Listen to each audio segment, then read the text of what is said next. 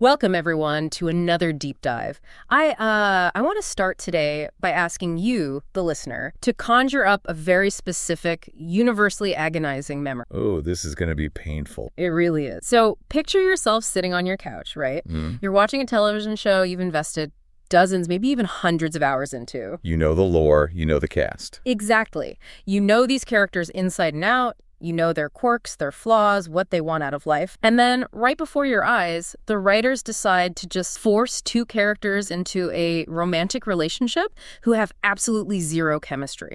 It is a uniquely visceral kind of viewer frustration. You can practically see the puppet strings, just violently yanking them together. It's exactly like watching someone try to smash a square peg into a round hole with a mallet. And you are just sitting there screaming at your screen, pointing at the incredibly obvious, infinitely better romantic option standing literally right behind them. But the show just completely refuses to acknowledge it. Right. So today we're exploring a masterclass in exactly what not when writing romance. We have an incredibly fascinating starting point for the dive. It's a brilliant YouTube video essay by a creator named MJ Tanner. Aptly titled, The Weirdest Episode of Ben 10. Yes. And our mission today is to unpack this incredibly specific, bizarre piece of television. The episode is called The Most Dangerous. And it's a stellar piece of media criticism because MJ Tanner takes this one incredibly specific, bizarrely constructed 20-minute block of animation and uses it as a magnifying glass. Yeah, it's not just about a bad cartoon episode. No, exactly. Through this one episode, we can examine a pervasive systemic issue in narrative fiction, and that's the complete breakdown of character agency in service of a predetermined outline. I have to be honest, I watched the essay and my jaw was just on the floor the entire time. Like, I'm going to be relying heavily on you today to guide me and you, the listener, through the actual lore of this, because the sheer level of narrative malpractice on display it's just staggering. I am so ready. It is a wild ride. Okay, let's unpack this by first setting the stage. How does a massive, successful franchise arrive at an episode this catastrophic? Well, to understand the crash, you have to understand the vehicle, right? Ben 10 isn't just a cartoon. It is a foundational pillar of Cartoon Network's history. Right, huge. Massive. It started back in 2005 with a simple, brilliant premise. A 10-year-old boy finds an alien watch, the Omnitrix, that lets him transform into 10 different superpowered aliens. Every kid's dream. Exactly. And it was a colossal hit. But that success meant it ran for a very, very long time. Yeah. We're talking multiple distinct sequel series, different art styles. It's changing tones. Changing tones, exactly. Over a decade of continuous television. And, I mean, with that kind of mileage, the engine is bound to start sputtering. You can't run a show for 15 years without the lore getting a little tangled up. Yeah, tangled is a very generous word. The franchise became notorious for its writing inconsistency, particularly its heavy reliance on For the listener who might not live and breathe comic book terminology, give us the quick definition of a retcon, just so we're all on the same page. Sure. So it stands for retroactive continuity. It's basically a tool writers use to change previously established facts in a narrative. Like changing history mid-story. Right. Imagine you're 5 seasons into a detective show, and the writers suddenly reveal the detective's trusted partner has actually been a ghost the entire time. Which contradicts everything you've seen up to that point. Exactly. That's a rec. And in Ben 10, they did this constantly with the origins of the character's power. Take Ben's cousin Gwen, for example. Oh, right.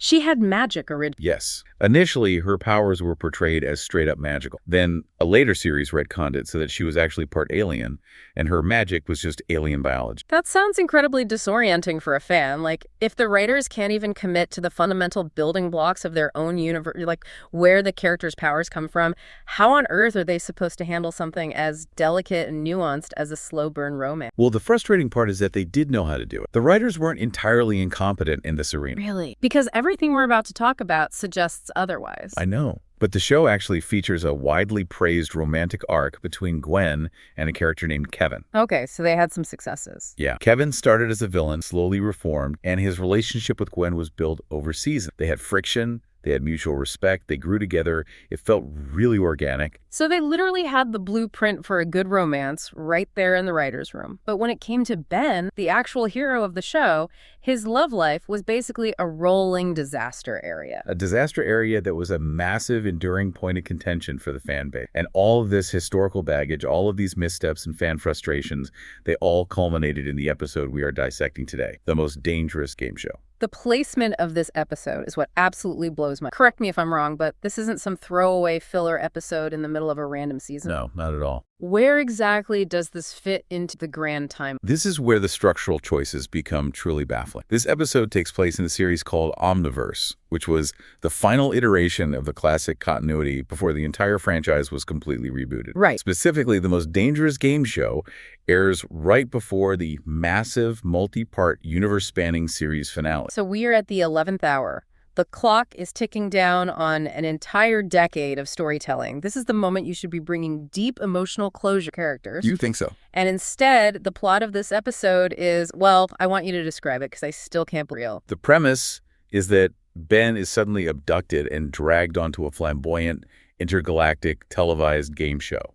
Okay, weird, but standard cartoon stuff. Sure. But the entire purpose of this game show is to pit nearly every single female character who has ever appeared in the franchise's history against one another in a series of physical challenges. And the prize? The prize for winning these challenges is becoming Ben Tennyson's wife. A literal fight to the death, or at least like a violent obstacle course for the right to marry a teenager. What's fascinating here is the sheer violent tonal whiplash. You can almost see the writer's room logic, right? They were probably thinking the finale is going to be incredibly heavy, with the fate of the universe at stake. We need a palate cleanser. Let's do a wacky comedic game show episode right before it. Exactly. Which, on its face, isn't the worst idea. Shows do lighthearted breather episodes before heavy finales all the time, like Avatar, The Last Airbender did The Ember Island Players, which is a masterpiece of a... It is. But the fatal flaw in Ben 10's approach is that they took a wacky format and attached it to an incredibly high-stakes, permanent narrative milestone, the hero's ultimate romantic endgame. Right, because marriage, or at least a lifelong commitment, is not a trivial concept. No. Deciding who the main character spends the rest of his life with is a massive pillar of character resolution.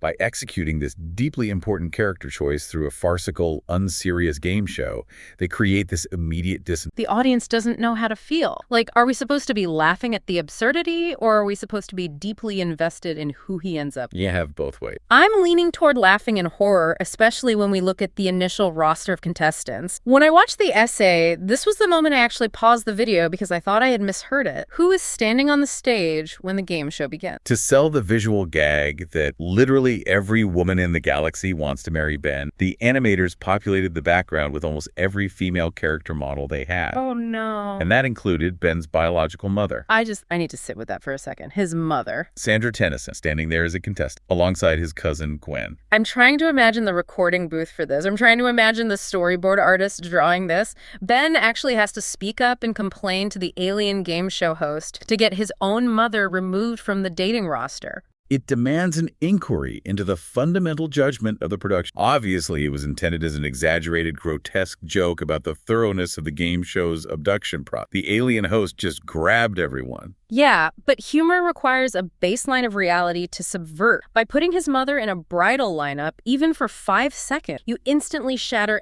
any emotional reality the episode might have hoped to build. It signals to the audience that the writers view these characters entirely as props for cheap gags, not as people. Exactly. If the writers don't respect the emotional reality of the characters, why should the viewer? If his mom is a punchline in a dating show, you cannot ask me to genuinely care about his true love. Pure narrative whip. But if you think the inclusion of his mother was a bizarre oversight, we need to talk about who they kept in the game show after the relic. Here's where it gets really interesting, because the weirdness bleeds completely out of the Ben 10 universe and into the... You're referring to the episode's screenwriter, Yuri Lowenthal. Yes. For anyone who isn't a massive animation nerd, Yuri Lowenthal is animation royalty. He has voiced Sasuke in Naruto, he's Peter Parker in the PlayStation Spider-Man games, and crucially, he was a primary voice actor for Teenage Ben Tennyson.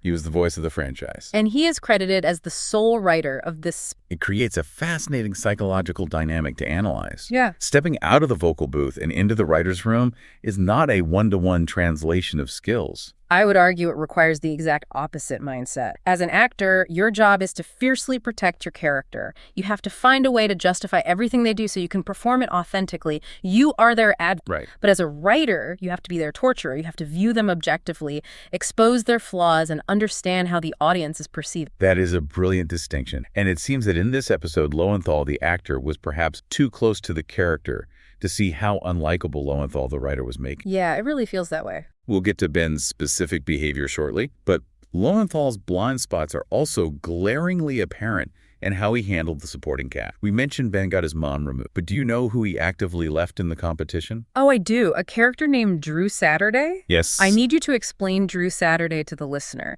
because when I learned the context of this character, my brain broke. Well, Drew Saturday is not originally a Ben 10 character. She is the matriarch from a completely different Cartoon Network show called The Secret Saturday. Which is a great show. It was a fantastic pulp adventure cartoon about a family of scientists who protect cryptid creatures like Bigfoot, the Chupacabra, that sort of thing. So she's a guest star from a crossover. Yes. Omniverse had a crossover episode where Ben met the Saturday family. He met Drew, her husband Doc, and their teenage son, Zach. Now, it's really important to note that Zach Saturday is roughly the exact same age. Okay, Ben meets a married couple and their teenage son, who is his peer. Normal trust. Well, during that initial crossover, the writers implemented a running gag where Ben is aggressively and shamelessly hitting on Drew, the mother, right in front of her family. Yeah. It reaches a point where Zach, her son, is deeply annoyed and literally has to tell Ben, dude, that's my mom. Back off. I guess you could write that off as the classic obnoxious teenager has a crush on an older trope. It's a bit weird, but whatever. But how does she factor into the most dangerous game show? She doesn't just factor in, she is an active, willing participant. Wait, what? When the game show host abducts the women of the galaxy, he grabs Drew Saturday. And unlike Ben's relatives, who are dismissed, Drew stays. This married woman from a different television universe actively competes in an obstacle course to win the right to marry a teenager. I can't. The video essay explicitly points out that she puts real effort into the challenges and is only eliminated because she gets momentarily distracted. Are we supposed to assume she wanted to leave her husband? Like, I keep imagining the in-universe reality. This game show is being broadcast live across. I am just picturing Doc, her husband, and Zach, her teenage son, sitting on their couch, eating cereal, and watching their wife and mother aggressively doing parkour on intergalactic television to become the next Mrs. Tennyson. It is horrifying. It is. It is deeply unsettling, and it points to a very cynical approach to screenwriting. Why is she there? She has no narrative business being in this episode. The most logical conclusion is that the production team simply wanted to pad the visual rot. They just needed warm bodies in the background. Exactly. They wanted the wide shots in the game show to look densely populated with recognizable faces, so they threw in every female character model they had access to, completely disregarding their established lore, their marital status, or basic logic. It treats female characters entirely as set dress. It doesn't matter who they are or what their history is. They are just bodies to throw into the background of a shot to make the hero look more desirable. Precise. And this systemic disregard for character integrity brings us to the actual core of the episode, because the entire game show, the packed roster, the bizarre crossovers, is all ultimately a smokescreen. A smokescreen for what? The mechanical function of this 20-minute script is to forcefully resolve a love triangle. It is about locking in the designated endgame and discarding the disposable love interest. This is the meat of the deep dive right here, because the contrast between these two options is staggering. The designated endgame, the woman the writers have decreed on a whiteboard somewhere, must end up with Ben, is a character named Kai Green. And the disposable love interest, the one introduced later in the run, is a character named Esther. Let's talk about Kai first, because the source material does not hold back on her. M.J. Tanner's analysis of Kai Green is scathing, and it's entirely backed up by the text of the show. The fundamental issue with Ben and Kai is that they possess zero romantic chemistry, but it goes deeper than a lack of chemistry. It's the specific nature of her attraction to him. Right. Kai is not attracted to Ben Tennyson, the human being. Wait, really? She doesn't like him? She actively dislikes his human form. Her interest in him is entirely conditional, based solely on his ability to transform into aliens. That is wild. Give me an example of that. We have to go back to their very first interactions when they were 10 years old. In the original series, Ben transforms into an alien called the Blitzwolf, which is essentially a muscular bipedal werewolf. Well, okay. Classic monster design. Kai's reaction to seeing this creature isn't fear. She is deeply infatuated with the wolf form, and she explicitly states on screen that she wants to tame it and train it like a dog. I'm sorry, she wants to train him like a dog. That was her stated desire regarding the hero of the show. I have to play devil's advocate for a second. They were 10 years old. Kids say weird, borderline sociopathic things all the time because they don't understand boundaries. Surely she grew out of that when they aged up the characters for Omniverse. But that's the tragic part of the write. She didn't. The video essay highlights that as older teenagers, this dynamic persists, only it becomes more actively toxic.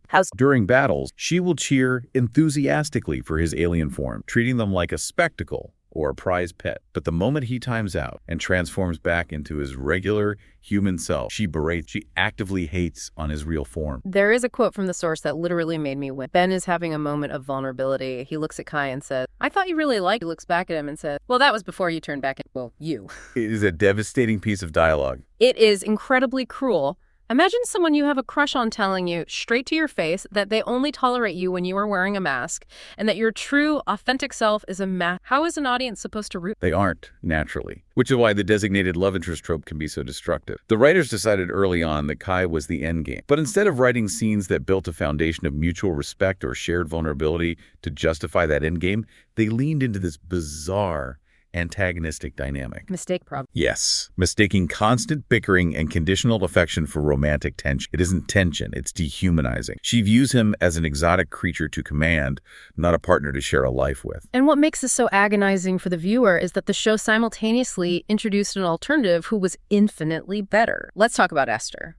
Esther is the textbook definition of a disposable love interest. She was introduced during the Omniverse run, and unlike Kai, her dynamic with Ben is built on actual connection. What a concept. Right. Esther likes Ben for who he is. She likes his human personality. She finds his jokes funny. They enjoy spending time together, without him needing to be an 8-foot-tall alien monster. The essay notes that their chemistry is vastly superior. They actually feel like two teenagers who enjoy each other's company, which raises a massive question about the psychology of screenwriting.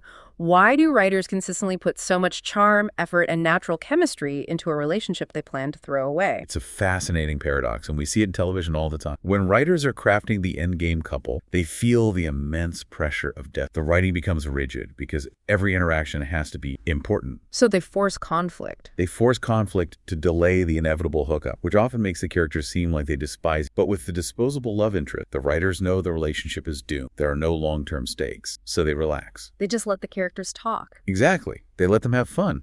And ironically, that relaxed, low-stakes writing creates genuine, organic chemistry that the audience naturally gravitates toward. It's the tragedy of the whiteboard outline. The writers build a cozy, beautiful house with Esther, but the outline mandates that Ben must go live in a toxic, crumbling shack with Kai, and the writers will drag him kicking and screaming into that shack no matter what. Which brings us to a deeply uncomfortable truth about this narrative. We've discussed how poorly Kai treats Ben, but if we connect this to the bigger picture of Ben's characterization, Ben Tennyson is a spectacularly terrible boyfriend himself. Oh, we need to dive deep into this. Yeah. Because the hero of the galaxy is an absolute villain when it comes to interpersonal. The video essayist takes a hard look at Ben's romantic track record, and it is abysmal. Before Esther, Ben was in a long-term relationship with a character named Julie Yamamoto. The way the writers had him handle that relationship is a masterclass in emotional negligence. Give me the rap sheet. What did he do to Julie? For starters, the source notes that Ben actively pursued Esther while he believed he was still in a committed relationship with Julie. So, infidelity. Yes, but it goes beyond just wandering eyes. When Julie eventually returns to the narrative after a period away, Ben completely blanks her. He ignores her existence. Great shitting. No, he doesn't have a conversation. He doesn't officially break things off.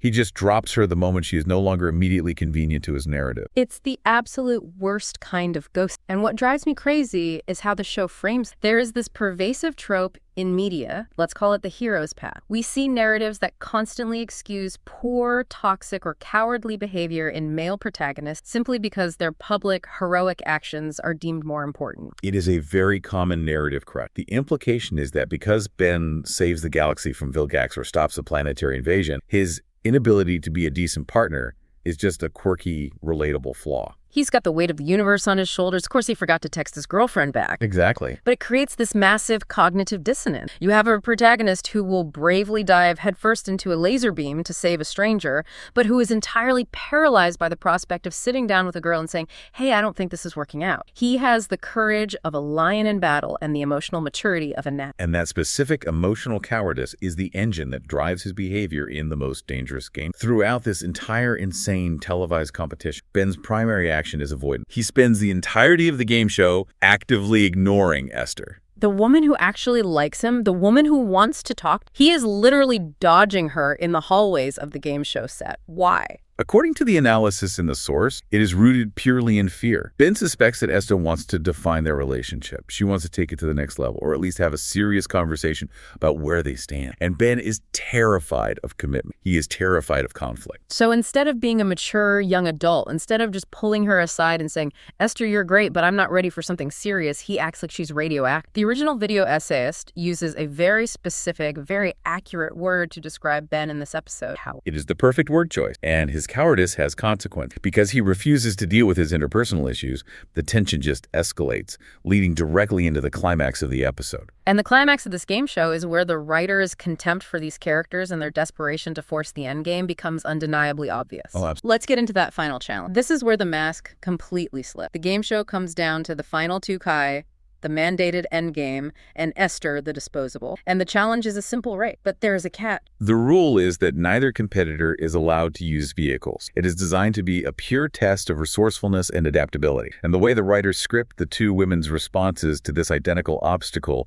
tells you everything you need to know about the show's flawed internal logic. Right. Let's look at Esther first. Esther is a pragmatist. The source describes exactly what she does. She assesses her environment. She spots a lone, untamed horse standing in a nearby field. Okay. Clever. Very. She uses her skills to approach the horse, calm it down, mount it, and she uses it to ride through the course. She encounters a problem, she finds a solution within the rules, and she executes it independently. It is an active choice that demonstrates high competence. She is self-sufficient. Now, contrast that with Kai's response to the exact same starting condition. According to the essay, Kai's brilliant, resourceful strategy is to stand in the dirt and literally cry. Wow. She is completely immobilized by the lack of a vehicle and breaks down weeping. Which forces Ben's hand. The game show mechanics allow Ben a certain number of lifelines he can help the contestant. Because Kai is entirely incapable of progressing, Ben is forced to burn one of his lifelines to bail her out and physically move her forward. Exactly. He rescues her. I want to pause here because the hypocrisy of what happens next staggers. Ben pushes the button. He saves Kai from her own incompetence. And how does she thank him? She doesn't.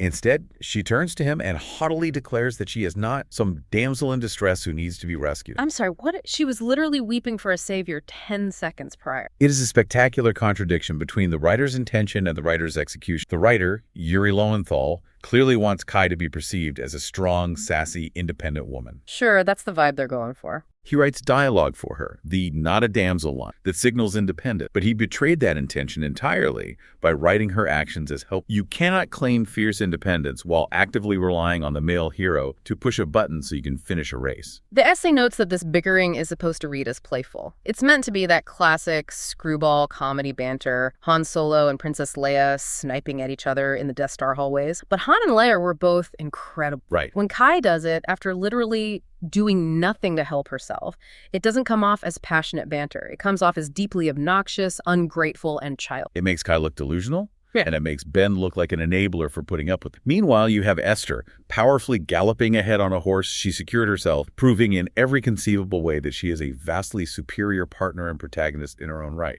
The visual contrast is almost insulting to the audience. Esther on a stallion, Kai crying in the dirt, and yet how does the race end? Miraculously, despite Esther's massive lead in competence, the race predictably ends in a dead tie. Of course it does, because the mechanics of the game show are rigged. They aren't real. They are just a proxy for the whiteboard and the writers. Because it is a tie, the game show host introduces a final twist. He turns the decision over to Ben. The host tells Ben that he must choose one of the two women to win a grand vacation. This is the moment of truth. Ben is finally given agency. He has to make a choice. And who does he choose? He chooses Esther. Let that sink in. When the protagonist of the show is asked who he wants to spend his time with, he chooses the woman he has chemistry. He chooses the woman who demonstrated competence. He makes the objectively correct, logical choice based on the events we just watched. But the writer cannot allow that. So the game show host immediately pulls the rug out from under the narrative. He laughs and reveals that it was a trick question. Oh, yeah. The vacation he promised is actually a one-way trip to the loser's Ben. You've got to be kidding me. By choosing Esther to go on the vacation, Ben has accidentally eliminated her from the competition. The host then officially declares Kai the winner of the game show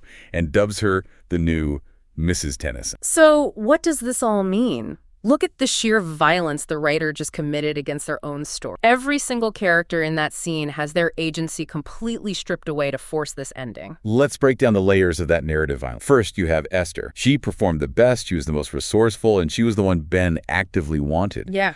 But her effort meant absolutely nothing because she was banished via a semantic trick by the host. Second, you have Ben. He explicitly stated his preference. His choices mocked, ignored, and inverted. And third, you have Kai. The essay notes that Kai actually protests this outcome. She yells that she doesn't want to be Mrs. Tennyson. Exactly. Nobody on screen is happy. Ben doesn't want this. Kai doesn't want this.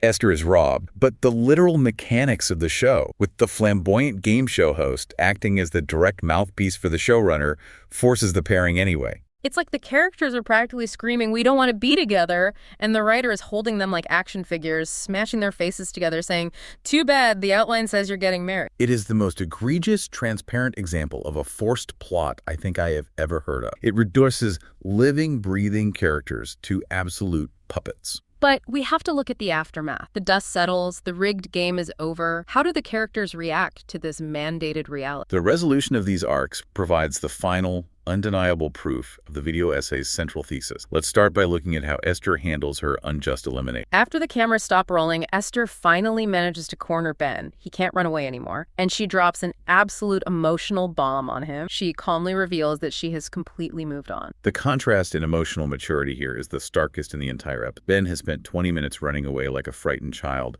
to avoid a slightly awkward conversation. Esther, conversely, refuses to be a victim of his cowardice or the game show's rigging. She handles it perfectly. The source emphasizes her directness. She confronts him not to beg, not to cry, but to clearly communicate her boundaries. She looks at him and says she won't fight. She says she isn't going to stand in the way of whatever weird, destined train wreck is happening between him and Kai. And then, in a move that is honestly legendary, she literally rides off into the sunset with her new boyfriend, a guy named Anthony, who, in another deeply bizarre twist of franchise continuity, previously dated a character named Sunny. The Ben 10 universe is remarkably small, it seems. A very tight dating pool in that galaxy. The point is, she leaves, she escaped. And the essayist points out that Julie, the other love interest Ben mistreated and ghosted earlier in the franchise, is also confirmed to have moved on. She's in a stable, happy relationship with a guy who actually remembers. This creates a fascinating accidental silver lining to the entire mess. The writers intended for Kai to be the grand prize winner, but in execution, the so-called disposable women end up being the true winners of the narrative. Because they got away. Exactly. By being rejected by the protagonist, they escape a toxic cycle. They escape a hero who ignores them, cheats on them, and cowers from basic communication. They find healthy, stable relationships elsewhere. The episode accidentally proves that not ending up with the hero is the best possible fate a woman in this universe can hope for. Good for Esther and good for Julie. They dodged a massive Omnitrix-shaped bullet. But that leaves Ben and Kai. The endgame. They are left entirely alone together in the wreckage of this game show. They are now officially, canonically destined to be together. How do the writers choose to cement this grand, epic romance in their final moments on screen? This raises an important question about the fundamental purpose of screenwriting. You have a 20-minute episode of television. Wow. You know your absolute mandate from the network is to establish this relationship before the series finale. You have an incredible opportunity here. You could fix it. You can write a quiet, vulnerable dialogue scene that builds mutual respect. You can create a scenario where they learn to appreciate each other's hidden strength. They could have just had a normal conversation. They could have apologized for how toxic they've been to each other. They could have bonded over the sheer traumatic absurdity of the game show they just survived. Like, wow, that was crazy. Maybe we should grab a coffee and actually get to know each other. Precise. They could have used the runtime to do the hard, necessary work of character development to endear this pairing to the audience. Instead, how did Yuri Lowenthal and the writing team utilize their climax? It is so incredibly clumsy. Ben asks Kai a question. He asks if she believes in fate, since Esther just used that word to justify leaving. Kai looks at him and flatly says, "No, I do not." And then, immediately after she denies death, Ben physically tricks over his own. He falls forward, and he accidentally smashes his face into hers.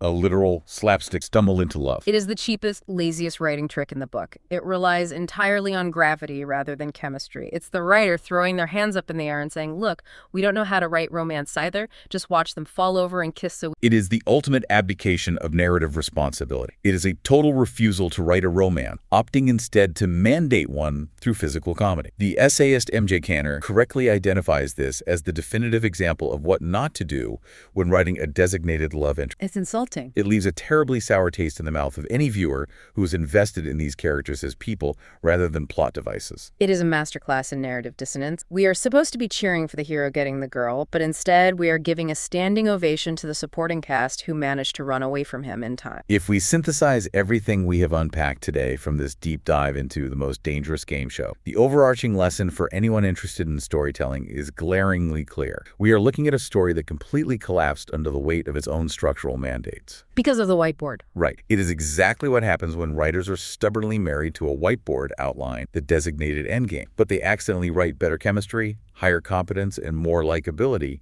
into the supporting cast. And instead of adapting, that's the crucial part, instead of looking at the screen and saying, wow, Esther is really working, let's pivot, they force the original broken plot. And it results in bizarre setup, characters acting completely out of character, stripped agency, and ultimately a protagonist who becomes severely unlike. It is a cautionary tale. It really is. It reminds us that stories are living documents. Characters need room to breathe. They need to react logically to their environments and the people around them. When you treat them merely as action figures to be smashed together because a script from 3 years ago says so, the audience will always feel the manipulation. Absolutely. And as we wrap up this deep dive, I want to leave you, the listener, with a final provocative thought to mull over. Something that builds on everything we've explored today about the nature of destiny. We've talked a lot about the writers forcing the concept of fate onto these characters. We saw Esther surrender to it, and we saw Ben literally physically trip into it. But when creators do this, when they invoke destiny to blatantly ignore actual on-screen chemistry, to ignore their characters' stated desires, and to violently strip away their personal agents, what are we actually watching? Are we watching a hero's journey unfold organic? Or are we just watching a predetermined simulation where the characters are prisoners desperately trying to make sense of the rigid, unyielding walls of the writer's original outline? It really makes you wonder who the true villain of the story is. The alien warlords trying to conquer the galaxy, or the writer holding the pen, refusing to let their characters... A fascinating and slightly terrifying thought to leave on. The power dynamics of creation and the illusion of free will in fiction are always complex subjects. They certainly are. Thank you so much for joining us on this deep dive. We hope you enjoyed unpacking this incredibly bizarre piece of television as much as we did, and that it gave you some new tools to analyze the stories and the romance you can... Thank you for listening, and we encourage you to keep questioning the narratives and the outlines you are presented.